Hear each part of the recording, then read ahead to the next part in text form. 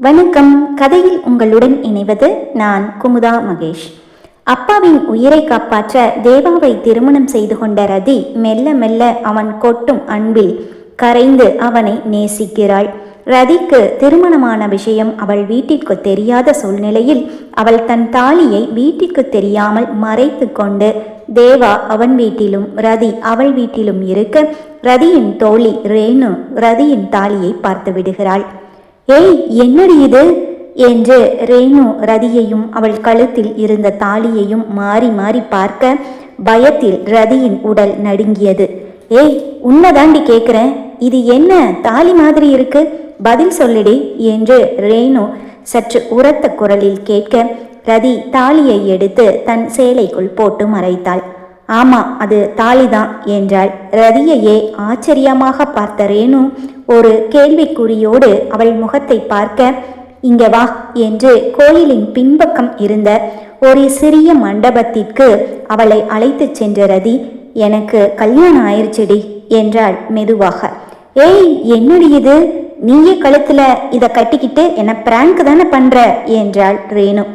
இல்லடி, நான் சொல்றது உண்மைதான் என்றாள் ரதி. இந்த விஷயம் உங்க வீட்டுக்கு என்று ரேணு முடிப்பதற்குள் யாருக்குமே தெரியாது என்றாள் ரதி. இது எப்படிடி, உங்க அக்கா அப்ப செஞ்சதுக்கே உங்க அப்பா அம்மா பயங்கர கோபத்துல இருக்காங்க, இப்போ நீ என்னடானா தாலியை கட்டிக்கிட்டு அதை யாருக்கும் தெரியாம மறைச்சு வச்சு வாழ்ந்துட்டு இருக்க, உனக்கு ரொம்ப தைரியம் தாண்டி. ஆமா, இது எப்படி எப்போ நடந்துச்சு என கேட்டாள் ரேணு.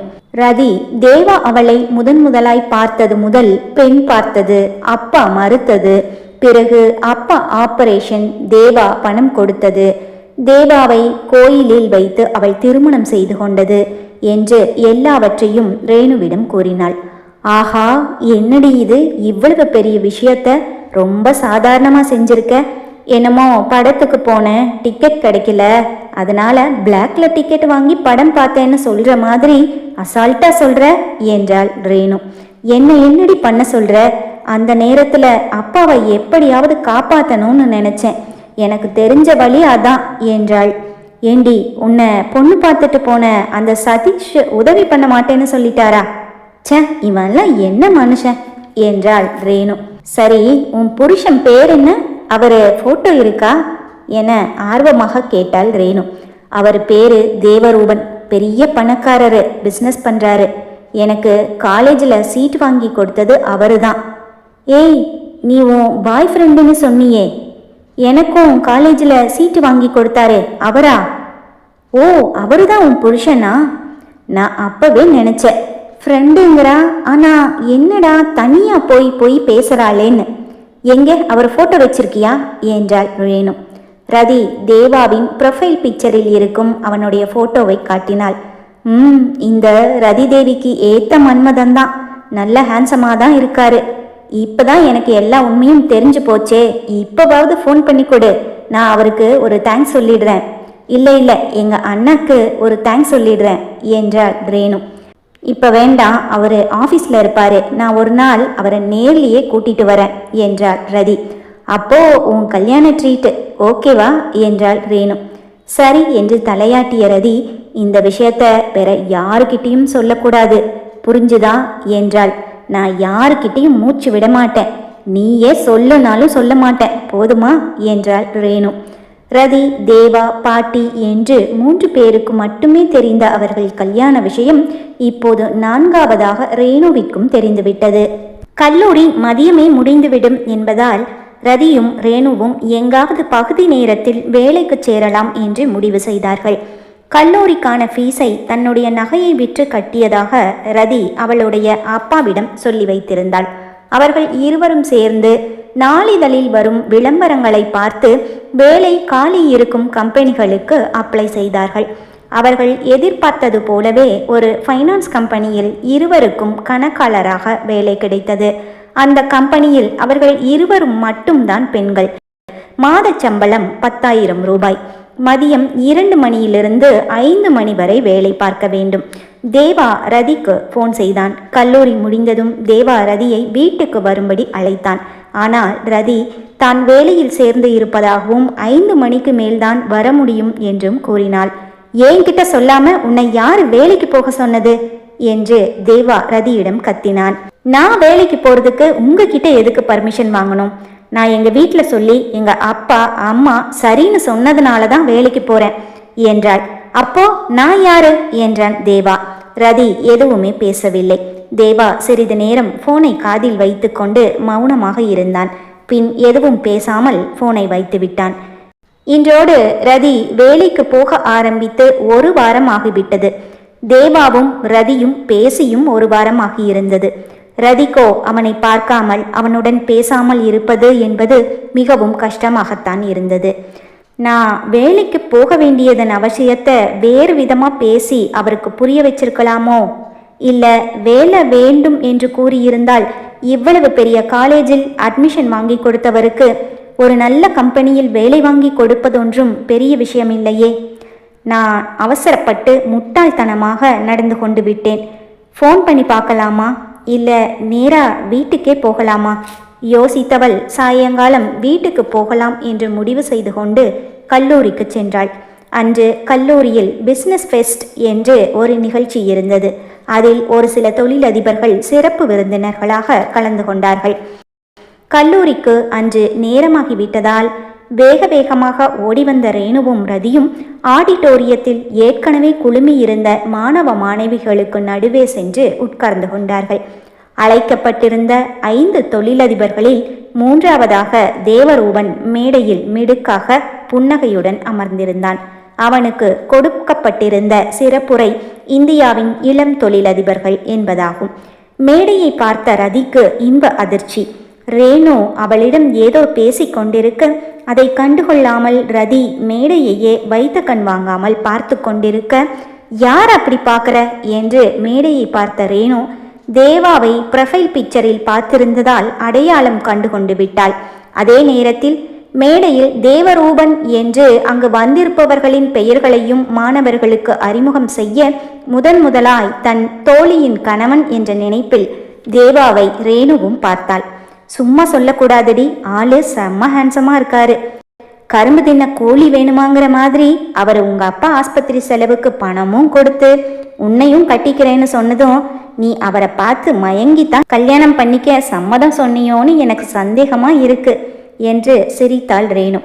ரேணு, முன்னாடி ஃப்ரண்ட் ரோல சீட்டு காலி இருக்கு, வா அங்க போகலாம் என்று ரேணுவின் கையை பிடித்து இழுத்து சென்றாள் ரதி. இருவரும் முன்வரிசையில் அமர்ந்திருக்க தேவா ரதியை பார்த்ததாகவே தெரியவில்லை. அன்று அந்த ஆடிட்டோரியத்தில் இருந்த பெண்களின் கனவு கண்ணனே தேவாதான். இளம் தொழிலதிபர்கள் என்று அவன் பேசியது அனைவரின் கைதட்டலையும் வாங்கியது. MBA படித்துவிட்டு எதிர்காலத்தில் தொழில் தொடங்க போற யோசனை இருக்கிறவங்க உங்களுக்கு ஏதாவது டவுட் இருந்தா சார்கிட்ட கேட்கலாம் என்று மேடையில் இருந்தவர்கள் சொல்ல, தேவாவிடம் பக்கத்தில் போய் பேச வேண்டும் என்பதற்காகவே அழகான பெண்கள் ஒவ்வொருவராக சென்று அவர்களுடைய சந்தேகங்களை கேட்டு அவனை சந்தித்து விட்டு வந்தனர். அவனும் அவர்களிடம் சிரித்த முகத்துடன் அவர்கள் கேட்கும் கேள்விகளுக்கு பதில் சொல்லிவிட்டு பின் அவர்களுடன் செல்ஃபி புகைப்படமும் எடுத்துக்கொண்டான். என்னடி, ஆடிட்டோரியம்ல ஏதோ பர்னிங் வாசனை வருது என்று கோபமாய் தேவாவை பார்த்து கொண்டிருந்த ரதியை பார்த்து கிண்டல் செய்தாள் ரேணு. ஏய், நீ ஏண்டி இவ்வளவு டென்ஷன் ஆயிட்டு இங்கேயே உட்கார்ந்துட்டு இருக்க? வா நாமும் போகலாம், நீயும் டவுட் கேளு, உன் புருஷன் தானே என்றாள் ரேணு. அவன் அவளிடம் பேசி 1 வாரம் ஆகிவிட்டது. இப்போ அதுவும் இங்க என்னன்னு பேசுறது? ரதி யோசிப்பதற்குள் அவள் கையை பிடித்து இழுத்து கொண்டு மேடைக்கு சென்றாள் ரேணு. தேவாவோ ஏற்கனவே ரதியை பார்த்து விட்டான். ஆனால் அதை முகத்தில் காட்டிக்கொள்ளாமல் இருந்தான் என்பதுதான் உண்மை. பக்கத்தில் வந்து நின்ற ரதியை ஓரக்கண்ணால் பார்த்தவன், சொல்லுங்க மேடம், உங்களுக்கு சந்தேகம் என்ன என்றான். ரதி எதுவும் இல்லை என்று தலையாட்ட பக்கத்தில் நின்றிருந்த ரேணுவோ அவன் பக்கத்தில் சென்று, சார், நான் தான் ரேணு, ரதியோட ஃப்ரெண்டு. நீங்க இந்த மாதிரி மற்ற பொண்ணுங்களோட க்ளோஸா சிரிச்சு பேசுறது உங்க ஒய்ஃபுக்கு தெரிஞ்சா அவங்க கோவிச்சுக்க மாட்டாங்களா சார் என்று ரேணு கேட்டு வைக்க, தேவாவோ ரதியையும் ரேணுவையுமே மாறி மாறி பார்க்க, என்ன சார், என் கேள்விக்கு பதில் இல்லையா என்று கேட்டுவிட்டு ரேணு சிரித்து கொண்டே ரதியை அழைத்து கொண்டு ஓடி வந்து பழைய இடத்திலேயே உட்கார்ந்து கொண்டாள். அடுத்தடுத்து மாணவிகள் கேட்கும் கேள்விகளுக்கு பதில் சொல்ல முடியாமல் திணறினான் தேவா. ரதியோட ஃப்ரெண்டு இந்த ரேணுவுக்கு விஷயம் தெரியும் போல இருக்கே. ரதி அவ கல்யாணத்தை பற்றி ரேணுக்கிட்ட சொல்லிட்டான்னு நினைக்கிறேன். ரதியோட ஃப்ரெண்டு என்னை பார்த்த பார்வையும் அவ கேட்ட கேள்வியும் கண்டிப்பாக அவன் சொல்லிட்டான்னு தான் தோணுது. கீழே உட்கார்ந்திருந்த ரதி தேவாவையே தான் பார்த்து கொண்டிருந்தாள். அவனும் மாணவிகளின் கேள்விகளுக்கு பதில் சொல்வதும் ரதியை அவ்வப்போது பார்ப்பதுமாகத்தான் இருந்தான். நிகழ்ச்சி முடிந்ததும் தேவா கிளம்பிவிட்டான். காரில் உட்கார்ந்திருந்தவன் ரதிக்கு ஃபோன் செய்தான். நான் காரில் வெயிட் பண்ணுறேன், சீக்கிரமா வா என்றான். ரதிக்கு ஒரு பக்கம் அவன் மேல் கோபம் இருந்தது. கல்லூரிக்கு சிறப்பு விருந்தினராக வருவதை பற்றி ஒரு வார்த்தை கூட சொல்லவில்லையே. என்னதான் கோபம் இருந்தாலும் அவனுடைய அருகாமையை மனம் தேடியது. அவரு காரில் வெயிட் பண்ணுறாரு, வர சொல்றாரு, நான் கிளம்புறேண்டி என்று ரேணுவிடம் சொல்லிவிட்டு கிளம்பினாள் ரதி. காரில் சென்று அமர்ந்தாள். சிறிது நேரம் இருவரும் எதுவும் பேசிக்கொள்ளவில்லை. வீட்டுக்கு வர்றியா என்றான் தேவா. ரதி சரி என்று தலையசைக்க, மேடம்க்கு இன்னைக்கு வேலை இல்லையோ என்றான். காலேஜில் ஃபங்க்ஷன் இருந்ததால் இன்னைக்கு லீவு சொல்லியிருக்கேன் என்றாள். ஓ என்றான் ஒற்றை எழுத்தில். அப்போ நீ இன்னும் அந்த வேலைக்கு போயிட்டு தான் இருக்க, ரைட் என்றான். ரதிக்கு புரிந்தது. ஒரு வாரத்திற்கு முன்பு பேசித்தான் பிரச்சனை பெரியதானது. அவள் பதில் எதுவும் சொல்லாமல் இருந்தாள். பாட்டி நல்லா இருக்காங்களா என்றாள், கோபமாக இருக்கும் அவனை இயல்பாக்கும் முயற்சியில். என்று அதற்கும் ஒற்றை எழுத்தில்தான் பதில் வந்தது அவனிடமிருந்து. இன்னும் உங்க கோபம் தீரல அப்படித்தானே என்றாள் ரதி. வேலைக்கு போகணும்னு முடிவு பண்ணி இருக்க, அதை ஒரு வார்த்தை என்கிட்ட ஷேர் பண்ணணும்னு உனக்கு தோணலைல்ல என்றான். நீங்க மட்டும் காலேஜுக்கு வர்றேன்னு என்கிட்ட சொன்னீங்களா என்றாள் கோபமாக. சரி அதெல்லாம் விடு, உன் ஃப்ரெண்டு அதான் அந்த பொண்ணு பேர் என்ன என்றான் தன் நெற்றியை சுருக்கி யோசித்தபடியே. ரேணுகா என்றாள் ரதி. எஸ் ரேணுகா, அவங்களுக்கு நம்ம விஷயம் தெரியுமா என்றான். தெரியும், நான் தான் சொன்னேன் என்றாள் ரதி.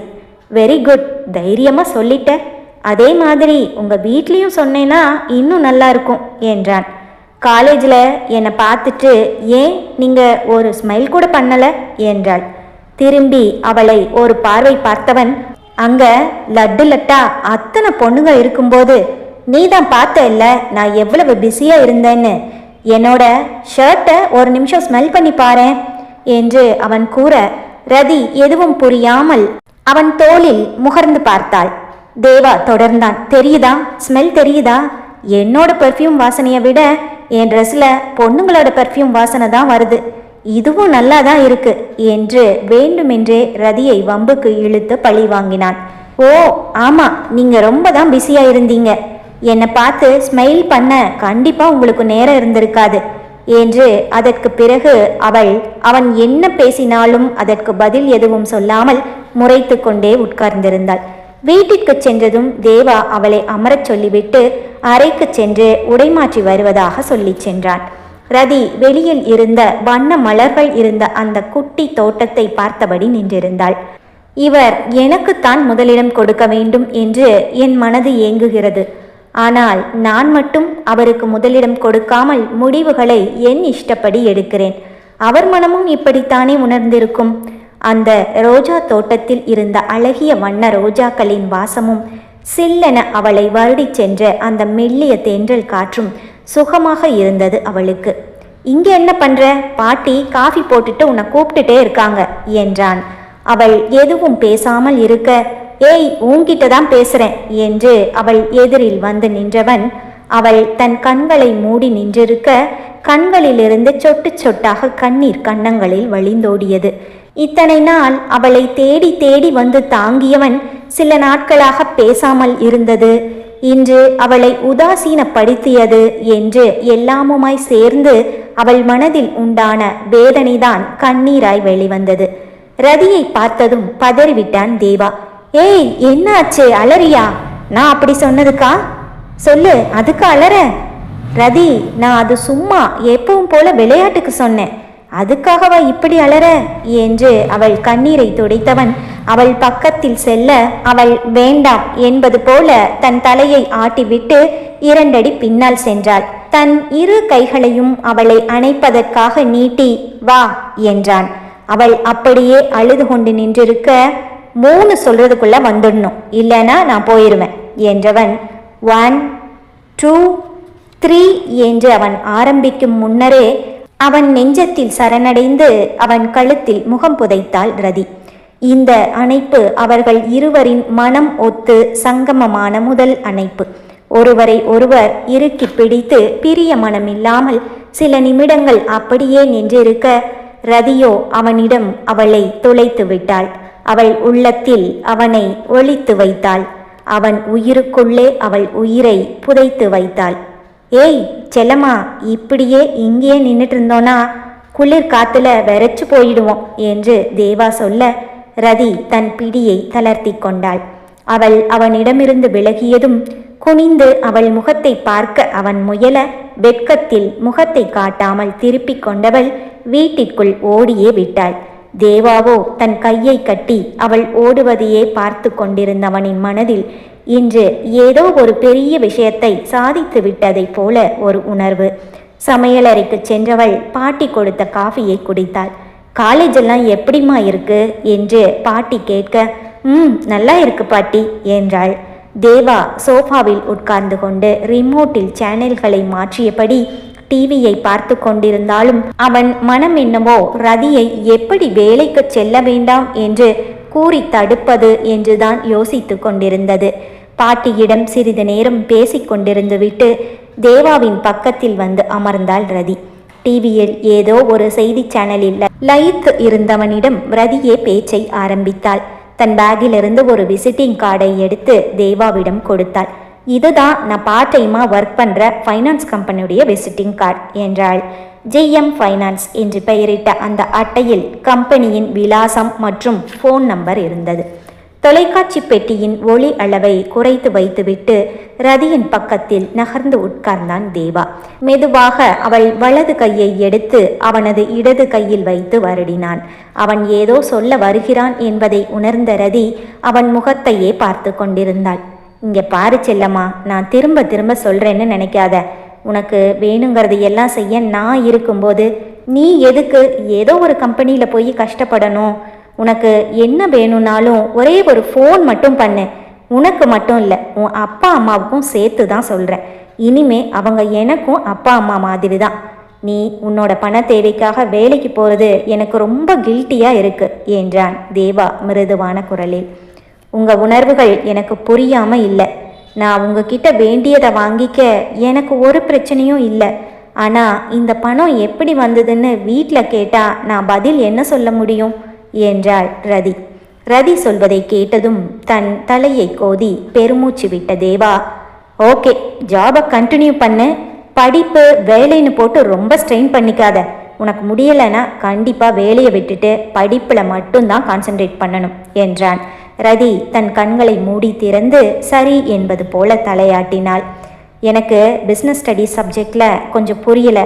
நீங்கள் ஃப்ரீயாக இருக்கும்போது எனக்கு சொல்லிக் கொடுக்க முடியுமா என்றாள் ரதி. அவ்வளவுதானே, சொல்லி கொடுத்துட்டா போச்சு. உனக்கு மட்டுமா, இல்லை உன்னோட ஃப்ரெண்ட்ஸுக்கும் யாராச்சுக்கும் பாடம் புரியலைன்னா அவங்களையும் கூட்டிட்டு வா, சொல்லித்தரேன் என்று வேண்டுமென்றே ரதியை வெறுப்பேற்றினான் தேவா. பேசாம வீட்டு முன்னாடி ஒரு போர்டு போட்டுருங்களேன், இங்கே கல்லூரி பெண்களுக்கு டியூஷன் இலவசம்னு என்றாள் ரதி கோபமாக. இது நல்ல ஐடியாவா இருக்கே. வீட்டில் என்ன உங்கள் காலேஜ் வாசல்லையே ஒரு போர்டு போட்டுட்டா போச்சு என்று அவன் கூற, போடுவீங்க என்று அவன் காதை பிடித்து ரதி திருக, ஏய் வலிக்குதடி விடு, என் செல்லம்மா இல்லை என்று அவன் கெஞ்ச, சத்தம் கேட்டு எட்டி பார்த்த பாட்டிக்கு தேவா மகிழ்ச்சியாக இருப்பதை பார்க்க பார்க்க சந்தோஷமாக இருந்தது. இவர்களின் சத்தத்தை கேட்டு ஜோகியும் ஓடி வந்து விட்டான். நீ என்னை அடிக்கிறத பார்த்து என்னோட பாடி கார்டு ஓடி வந்துட்டான் பாத்தியா? கமான் என்று அவன் கை நீட்ட ஜோகி தாவி வந்து அவன் மேல் ஏறி அவன் முகத்தை எச்சில் படுத்தி தேவாவை கொஞ்சிக் கொண்டிருந்தான். பயத்தில் ரதி நகர்ந்து உட்கார்ந்து கொள்ள, அவன் ஒன்றும் பண்ண மாட்டான், கையை கொடு என்று அவள் கையை பிடித்து ஜோகியின் தலையை வருடினான் தேவா. வெகு விரைவில் ரதியும் தன் பயத்தை விட்டு ஜோகியுடன் விளையாட ஆரம்பித்து விட்டாள். தேவா தனக்கு எஜமான் என்றால் ரதிதான் தன்னுடைய எஜமானி என்பது புத்திசாலியான ஜோகிக்கு புரிந்து போய் பல நாட்கள் ஆகியிருந்தது. சரி, நேரமாச்சு, நான் கிளம்புறேன் என்றவளிடம், நாளைக்கு டியூஷனுக்கு வர்ற இல்லை என்றான் தேவா. வர்றேன் என்றாள். அப்போ உன்னோட ஆஃபீஸில் வந்து 5 மணிக்கு உன்னை பிக்கப் பண்ணிக்கிறேன் என்றான் தேவா. பிடித்திருந்த அவள் கையை மெதுவாக அவன் முகத்திற்கு அருகில் கொண்டு சென்றபடியே. விஷயம் புரிந்தவளாய் ரதி கையை இழுக்க அவள் கைதான் வலித்ததே ஒழிய அவன் பிடி தளரவில்லை. அவள் கையில் ஆசையில் ஒரு முத்தத்தை பதித்து பின் அவள் கரத்தை மனமில்லாமல் விடுதலை செய்தான் தேவா. ரதியின் ஃபோன் அடித்தது. அவள் அப்பாதான் அழைத்திருந்தாள். என்னம்மா, எங்க இருக்க? ஆஃபீஸ் வேலை இன்னுமா முடியல என்றார். இதோ வந்துட்டே இருக்கேன், ஆன் த வேப்பா என்று கூறிவிட்டு அவசரமாக தன் பேக்கை எடுத்துக்கொண்டு கிளம்ப தேவா தன் கார் சாவியை எடுத்துக்கொண்டு அவளுடனே வந்தான். பாட்டி, ரதியை வீட்டில் விட்டுட்டு வந்துடுறேன் என்று குரல் கொடுத்து விட்டு அவளை அழைத்து கொண்டு கிளம்பினான் தேவா. ஜோகி அவர்கள் இருவரும் போவதை சோகமாக பார்க்க, என்ன நீயும் இப்ப என் கூட வரணும், அதுக்குத்தானே மூஞ்சிய பாவமா வச்சுக்கிட்டு இத்தனை சீனு, சரி வா என்று தேவா காரின் பின்கதவை திறக்க அதற்காகவே காத்து கொண்டிருந்தவன் போல ஜோகி 4 கால் பாய்ச்சலில் பின் இருக்கையில் அமர்ந்து கொண்டான். அவனின் அறிவை பார்த்து வியர்ந்து போன ரதி சோ கியூட் என்றாள். சோ கியூட்னு சும்மா சொல்லக்கூடாது, கன்னத்துல ஒன்று கொடுத்துட்டு அப்புறமா சொல்லணும் என்றான் தேவா தன் சீட் பெல்ட்டை போட்டபடியே. நான் கியூட்டுன்னு சொன்னது ஜோகியா என்றாள் ரதி. ஓ அவனையா, நான் கூட என்னதான் சொல்றியோன்னு நினைச்சேன் என்றான் ஏக்கமாக. ரதி தெருமுனையில் இறங்கி கொண்டாள். வீட்டிற்குள் நுழைந்ததும் அவள் முகத்தில் அதிர்ச்சி. ஹாலில் சதீஷ் உட்கார்ந்து ராஜனுடன் பேசிக்கொண்டிருந்தான். ரதி வந்ததை பார்த்த ராஜன், இதோ ரதியே வந்துட்டா, வாமா உட்காரு, மாப்பிள்ள வந்திருக்காரு பாரு என்றார் ராஜன். என்ன திடீர்னு என்று வார்த்தைகளை மென்று விழுங்கினாள் ரதி.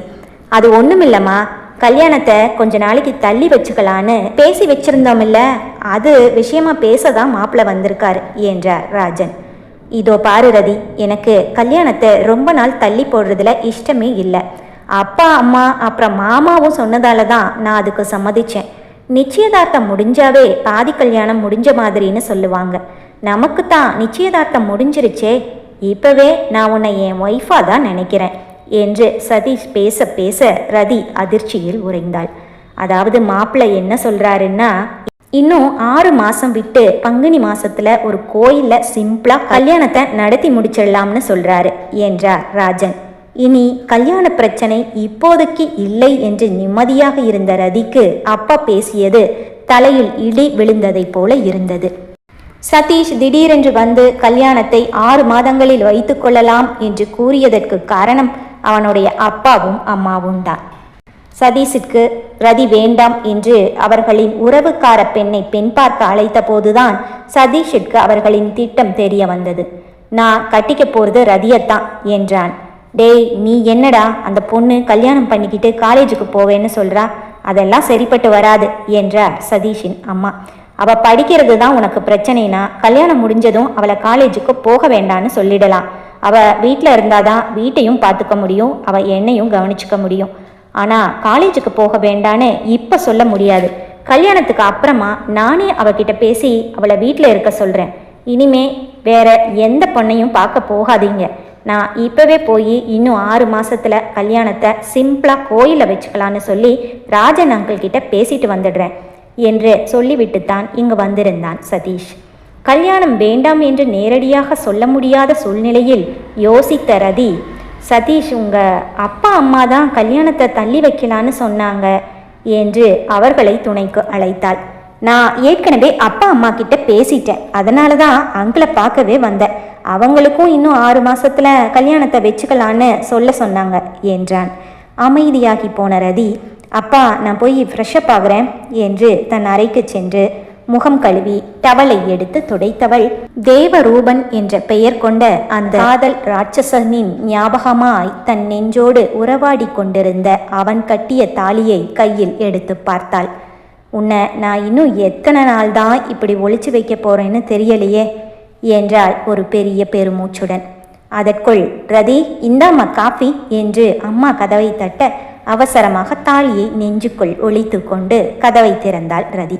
அங்க மாப்பிள்ளை வந்திருக்காரு, நீ இங்க வந்து உள்ள உட்கார்ந்துட்டு என்ன பண்ற, வா அப்பா கூப்பிடுறாரு என்று ஜானகி கூற காஃபி கப்பை கையில் எடுத்துக்கொண்டு ஹாலுக்கு சென்றாள் ரதி.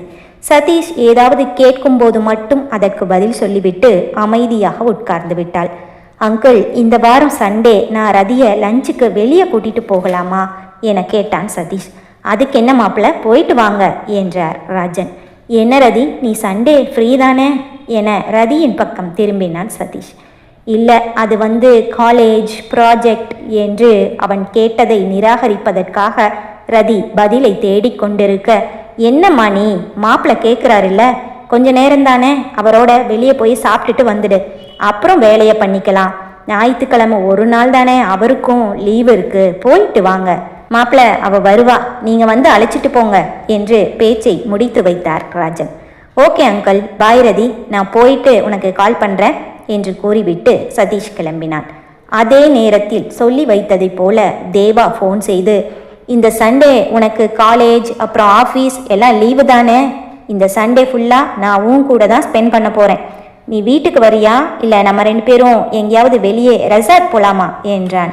ரதி தலையில் கை வைத்து கொண்டாள். ஐயோ கடவுளே, வீட்டில் அப்பாவை சமாளிக்க முடியல, அங்கே தேவாவை சமாளிக்க முடியல, அவ்வை சண்முகி மாதிரி ஆகிப்போச்சு என் நிலைமை என்று எதுவும் பேசாமல் இருக்க, ஏய் செல்லம்மா, லைனில் இருக்கியா என்றான் தேவா. இருக்கேன் என்றாள். நான் சொன்னது கேட்டுச்சா? எப்போ பாரு வந்த உடனே ஓடி போயிடுற, அதான் இந்த சண்டே ஃபுல் டே காலையிலேருந்து சாயங்காலம் வரைக்கும் உன் கூடவே இருக்கணும்னு உன் புருஷன் மனசு தவிக்குது. என் செல்லம்மா கிட்டேருந்து நான் கேட்ட வரம் கிடைக்குமா என்றான் தேவா. அது எனக்கு சண்டே ஒரு ப்ராஜெக்ட் இருக்கு, இன்னைக்கு புதன்கிழமை தானே, நான் உங்களுக்கு வெள்ளிக்கிழமை கன்ஃபார்ம் பண்ணுறேனே என்றாள். கன்ஃபார்ம் எல்லாம் கிடையாது, நீ வர அவ்வளவுதான் என்று கூறிவிட்டு ஃபோனை வைத்து விட்டான் தேவா.